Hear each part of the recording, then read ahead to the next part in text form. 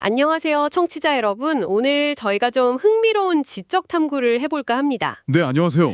보내주신 자료 통일윤리, 칸트, 벤담, 분석 철학, 프래그머티즘과의 대화. 이 내용을 가지고요, 서양의 주요 윤리 사상들을 통일 사상의 눈으로 한번 깊게 들여다보려고 해요. 네, 아주 흥미로운 주제가 될 것 같습니다. 뭐가 진짜 선한 행동일까? 이 오랜 질문에 대해서 칸트부터 프래그머티즘까지 정말 다양한 답들이 있었잖아요. 그렇죠.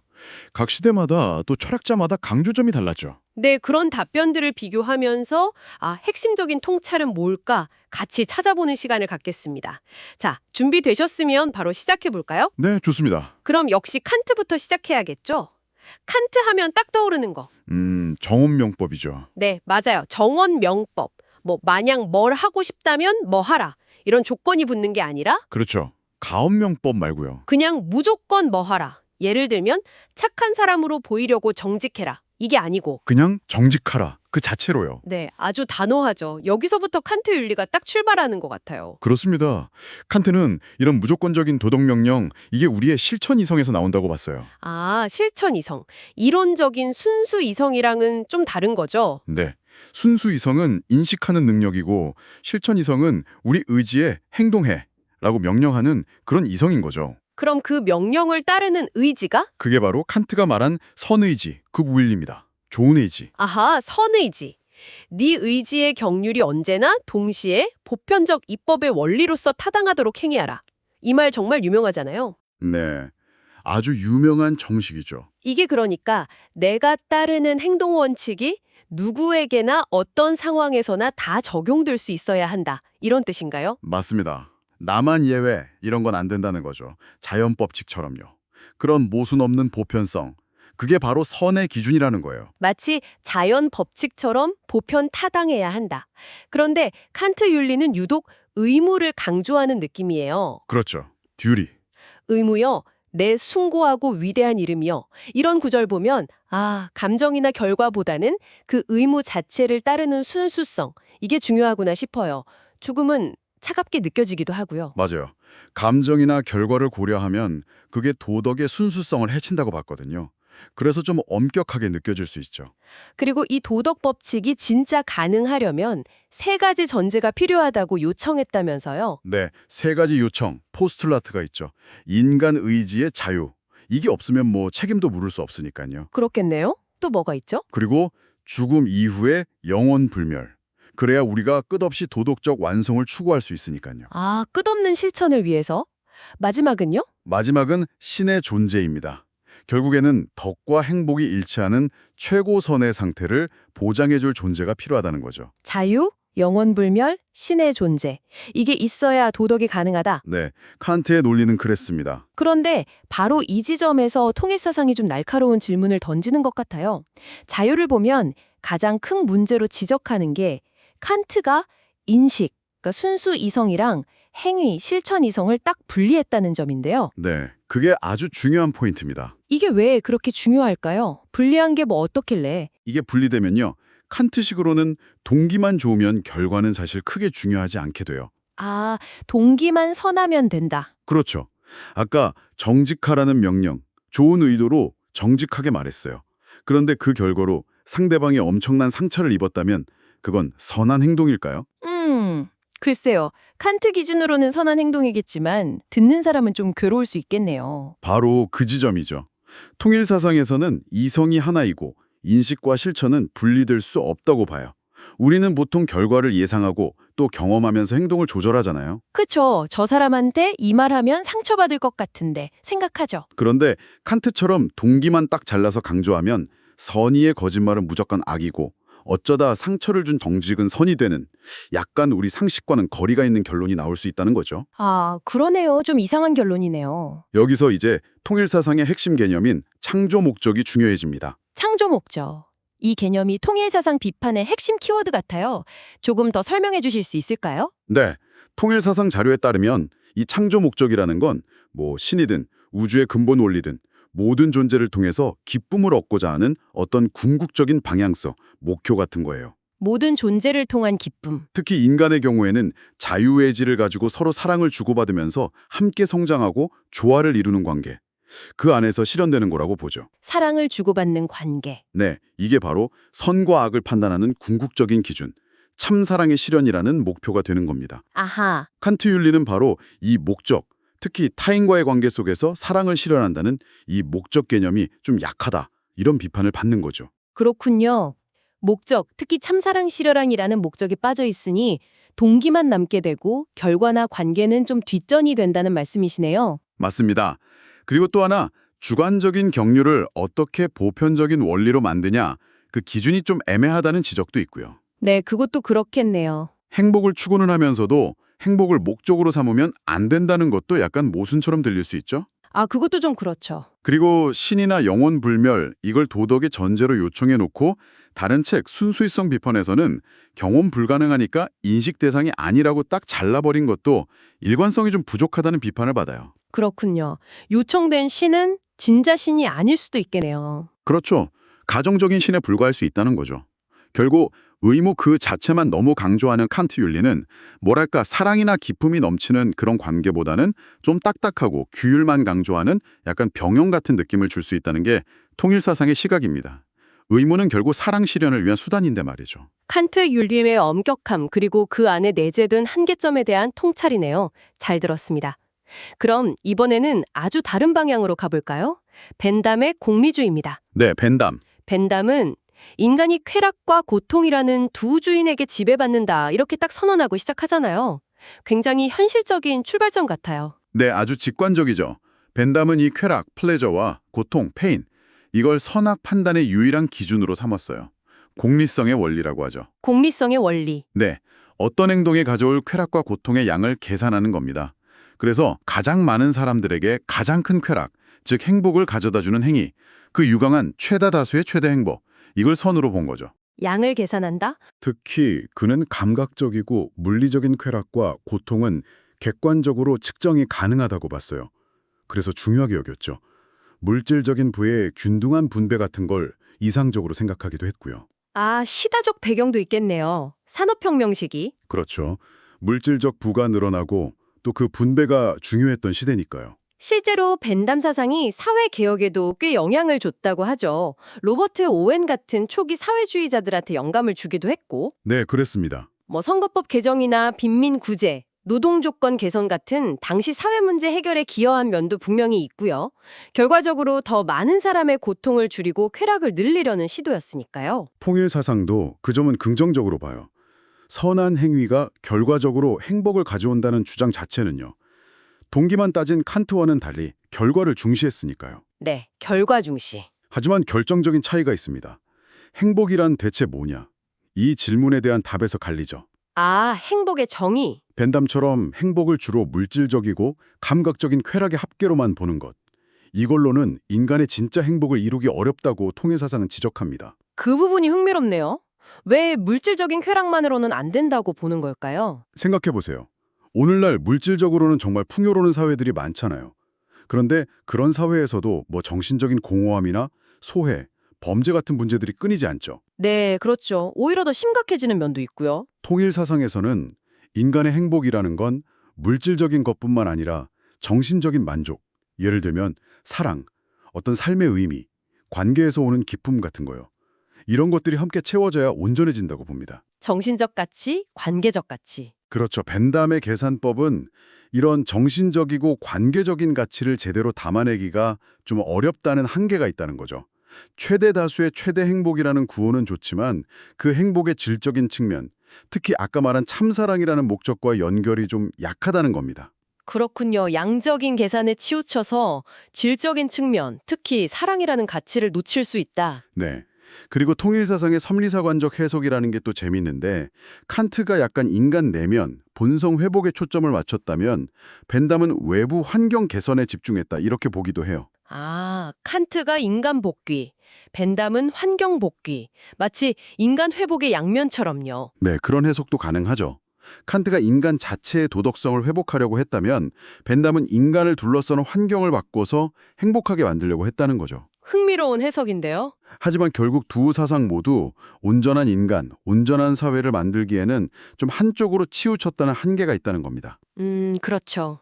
진정한 행복은 정신과 물질, 내면과 환경이 조화롭게 통일될 때 가능한데 벤담 그리고 나중에 좀 극단화된 공산주의 같은 경우는 물질이나 환경 쪽에 너무 치우쳐서 실패했다는 게 통일사상의 분석이에요. 그렇군요. 결국 정신적인 문제와 물질적인 문제를 함께 아우를 수 있는 그런 새로운 선의 기준이 필요하다. 이런 결론으로 가게 되는 거죠. 네, 칸트와 벤담을 통일사상의 시각으로 보니 또 다른 면이 보이네요.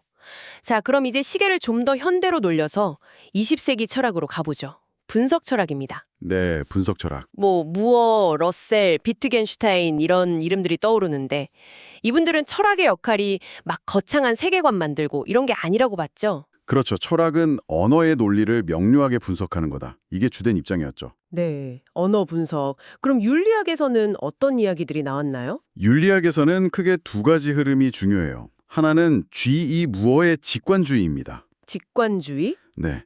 무어는 선, 굿이라는 단어가요. 예를 들어 노란색처럼 더 이상 쪼갤 수 없는 단순한 속성이라고 봤어요.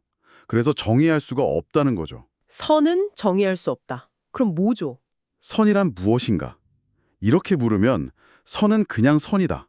이렇게 답할 수밖에 없다는 거예요. 마치 노란색이 뭐냐고 물으면 그냥 노란색이라고 할 수밖에 없는 것처럼요. 아, 그래서 우리는 오직 직관으로만 그걸 알 수 있다. 이렇게 본 거죠. 그리고 가치 판단, 예를 들어 저것은 선하다는 사실 판단, 저것은 노랗다와는 완전히 다른 종류라고 딱 선을 그었어요. 선은 그냥 직관으로 아는 거다.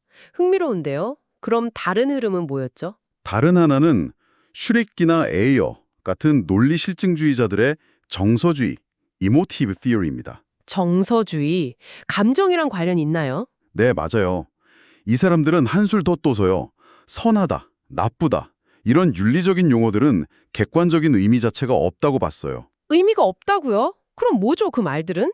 그냥 말하는 사람의 감정이나 태도를 표현하거나 아니면 듣는 사람한테 어떤 반응을 유발하려는 외침 같은 거라는 거죠. 외치며? 예를 들어 도둑질은 나쁘다. 이 말은 객관적인 사실을 말하는 게 아니라 그냥 도둑질, 하고 불쾌감을 표현하거나 도둑질 하지 마 하고 명령하는 거랑 같다는 거예요. 와, 이건 진짜 급진적인데요?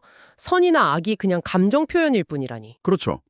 그래서 윤리적인 명제는 참이다, 거짓이다 이렇게 따질 수 없는 가짜 개념, 의사 개념이라고까지 주장했어요. 와, 그럼 통일사상에서는 이 분석 철학, 특히 정서주의에 대해서는 어떻게 보나요? 당연히 비판적이겠죠? 네, 아주 강하게 비판합니다. 특히 사실 판단과 가치 판단을 완전히 분리해버리고 가치를 그냥 주관적인 감정의 문제로 치부해버린 점을 문제 삼죠. 어떻게 비판하나요? 통일사상에서는 사실과 가치 모두 객관적인 실제이고 서로 깊이 연결되어 있다고 봐요. 분리될 수 없는 거죠. 연결되어 있다. 네, 가치 판단이 왜 주관적으로 보이냐면 그건 우리가 아직 우주에 내재된 보편적인 가치 법칙, 즉 창조 목적에 대한 이해 수준, 자료에서는 이걸 심령 기준이라고 표현하는데요. 아, 심령 기준. 영적인 인식 수준 같은 건가요? 그렇죠. 그 수준이 아직 낮기 때문이라고 설명해요. 마치 우리가 미적 감각이 좀 부족하면 피카소 그림 보고 이게 왜 대단해? 할 수 있잖아요. 그런 거랑 비슷하다고 할 수 있겠죠. 아하, 가치를 알아보는 능력이 아직 덜 발달했다 이런 의미로 들리네요. 네, 맞습니다. 그래서 통일사상은 과학, 즉 사실 탐구와 윤리, 즉 가치 탐구가 분리될 수 없는 하나의 과제라고 봐요. 함께 가야 한다는 거죠. 과학과 윤리의 통일. 그렇죠. 그리고 이 정의 불가능하다거나 단순한 감정 표현이라는 견해에도 당연히 동의하지 않죠. 그럼 통일사상에서는 선을 어떻게 정의하는데요? 아까 말씀드린 창조 목적, 그러니까 참사랑의 실현이라는 목적에 부합하는 행위, 이것에 대한 마음의 긍정적인 평가, 이걸 선이라고 명확하게 정의합니다. 아, 창조 목적 실현에 부합하는 행위에 대한 긍정적 평가. 네, 이 정의를 보면 선이라는 건 실제 행위, 즉 사실에 대한 평가잖아요. 그러니까 가치와 사실은 분리될 수가 없다는 입장인 거죠. 그렇군요. 분석 철학이 언어의 논리에만 너무 집중하다 보니까 그 언어가 가리키는 실제 세계의 어떤 목적성이나 가치를 놓치게 되었다. 이런 비판으로 이어지는 겁니다. 언어 분석에만 매몰돼서 실제 세계의 가치를 놓쳤다는 지적. 날카롭네요. 자, 그럼 이제 마지막 주제입니다. 프래그머티즘, 실용주의죠. 네, 프래그머티즘. 퍼스, 윌리엄 제임스, 존 듀이 이런 철학자들이 대표적인데 이름처럼 실용성, 경험과 결과를 굉장히 중시했죠. 특히 윌리엄 제임스의 유용한 것이 진리다. It works. 이 말이 딱 대표적인 것 같아요. 네, 아주 유명한 말이죠. 제임스에게 진리라는 건 무슨 고정불변의 실체가 아니에요. 그럼 뭔가요? 우리 경험 속에서 유용하게 작동하는 것, 성공적인 결과를 낳는 것, 그게 진리라는 거예요. 예를 들어 어떤 생각이 우리를 더 나은 상황으로 이끌어준다면 그게 바로 그 상황에서의 진리다. 이런 식이죠. 되게 현실적인데요? 그렇죠. 윤리도 마찬가지예요. 어떤 도덕적인 믿음이나 행동이 우리 삶에 만족감이나 평화를 가져다 준다면 그게 곧 선이고 옳은 것이 된다는 거죠. 절대적인 선은 없다. 네. 선이란 고정된 게 아니라 경험을 통해서 계속 검증되고 개선되어 나가는 과정 속에 있다. 이렇게 본 겁니다. 그럼 존 듀이는 여기서 더 나아갔다고 하셨는데 도구주의요? 이건 뭔가요? 듀이는 우리의 지성, 생각하는 능력 자체가 환경에 적응하고 문제를 해결하기 위한 도구라고 봤어요. 지성이 도구다. 네. 인간을 환경과 끊임없이 상호작용하면서 문제를 해결해 나가는 유기체로 본 거죠. 그래서 우리가 지성을 잘 활용해서 불안정한 문제 상황을 극복하고 더 안정되고 풍요로운 경험으로 나아가는 그 과정 자체가 선한 행위라고 생각했어요. 문제를 해결하는 과정이 선이다. 그렇죠. 과학적으로 탐구하는 거나 가치를 판단하는 거나 다 같은 문제 해결 과정으로 본 거예요. 그래서 선이라는 개념 자체도 무슨 절대적인 목표가 아니라 상황에 맞게 문제를 효과적으로 해결하도록 도와주는 유용한 도구일 뿐이라고 봤습니다. 선 개념도 도구다. 네, 도덕 원리는 명령이 아니라 상황 분석을 위한 도구다 이런 말을 했거든요. 뒤의 생각을 잘 보여주죠. 결과적으로 보면 유용성, 문제 해결, 이게 프래그머티즘 윤리의 핵심 키워드가 되겠네요. 네, 그렇다고 볼 수 있습니다. 그럼 통일사상은 이 실용주의적 접근에 대해서는 어떤 입장을 보이나요? 이것도 비판적인가요? 제임스에 대해서는 좀 비판적이에요. 진리나 가치를 단순히 일상생활의 유용성, 예를 들면 뭐 먹고 사는 문제 해결 같은 거요. 거기에 종속시키는 건 좀 주객이 전도된 생각이다 이렇게 봅니다. 주객전도다. 네, 오히려 우리의 삶이 진리, 선, 아름다움 같은 보편적인 가치를 따라야 하고 그 가치들은 결국 창조 목적, 즉 참사랑 실현이라는 기준에 맞춰져야 한다는 거죠. 아, 그러니까 생활에 유용한 게 다 선은 아니다. 그렇죠. 그 유용한 행위가 궁극적인 창조 목적에 부합할 때 비로소 진짜 선이 될 수 있다는 겁니다. 제임스는 우리가 왜 사는가? 삶의 근본 목적이 뭔가? 이 질문을 좀 간과했다는 지적을 받아요. 유용성이 삶의 목적을 대체할 수는 없다는 말씀이군요. 그럼 듀이의 도구주의에 대해서는요? 지성이나 선 개념을 도구로 본다는 건 뭐 일리가 있어 보이기도 하는데요. 네, 그 점은 통일사상에서도 일부 인정해요. 지성이나 개념들이 사랑이라는 궁극적 목적을 실현하기 위한 도구가 될 수 있다. 이건 맞아요. 통일사상에도 비슷한 개념이 있거든요. 아, 그래요? 네. 그런데 뒤는 그 목적을 단순히 뭐 사회를 좀 더 좋게 만들거나 우리 생활을 좀 더 풍요롭게 하는 그런 수단적인 차원에만 머무르게 했다는 점을 비판합니다. 수단적인 차원? 네, 즉 모든 것을 이끌어가는 최종 기준점인 하나님의 창조 목적이라는 더 높은 차원의 목적, 이게 빠져있다는 점을 지적하는 거죠. 중심이 없다는 거예요. 중심 목적의 부재. 그리고 또 예를 들어 정의나 사랑 같은 어떤 가치들은 단순히 유용한 도구를 넘어서서 그 자체로 우리가 추구해야 할 목적이 될 수도 있잖아요. 그렇죠. 그런데 도구주의는 이런 가치들의 목적적인 측면을 좀 약화시킬 수 있다는 우려도 있습니다. 네, 그럴 수 있겠네요. 그리고 마지막으로 과학기술이 발전한다고 해서 그게 저절로 가치 있는 일, 선한 일이 되는 건 아니라는 점도 강조해요. 아, 과학 발전이 곧 선은 아니다? 네, 과학이 인류의 참된 행복과 사랑의 실현이라는 창조 목적의 방향성을 가질 때 그때 비로소 사실, 과학과 가치, 윤리가 조화롭게 일치될 수 있다는 것이 통일사상의 관점입니다. 유용성이나 문제 해결 능력만 가지고는 방향을 잃을 수 있다는 경고인 셈이죠. 이야, 오늘 정말 방대한 여정이었습니다. 칸트의 의무윤리부터 시작해서 벤담의 공리주의, 분석 철학의 언어 중심 접근, 그리고 마지막 프래그마티즘의 실용주의까지. 네, 서양 윤리학의 동일한 집요한 흐름들을 다 짚어봤네요. 네, 이 거대한 흐름들을 쭉 살펴보고 이것들을 통일사상의 핵심 키워드인 창조 목적과 참사랑 실현이라는 프리즘을 통해 다시 한번 비춰봤습니다. 네, 한번 정리를 해보면 통일사상의 시각은 결국 동기와 결과, 정신적인 것과 물질적인 것, 사실과 가치, 이런 것들을 나누지 않고 통합적으로 보려는 노력이라고 할 수 있어요. 통합적인 관점. 네, 그리고 이 모든 것을 아우르는 명확한 목적, 즉 인간 본연의 가치인 참사랑의 실현에 기반한 윤리관을 제시하고자 하는 거죠. 어떻게 보면 각 사상들이 밝혀낸 어떤 진리의 조각들을 이 궁극적인 목적 아래서 하나로 모으려는 시도라고도 볼 수 있습니다. 각 사상의 진리의 조각들을 참사랑 실현이라는 목적 아래 통합한다. 의미심장하네요. 자, 이제 이 깊은 논의를 마무리하면서 청취자 여러분께 질문 하나를 던져보고 싶습니다. 네.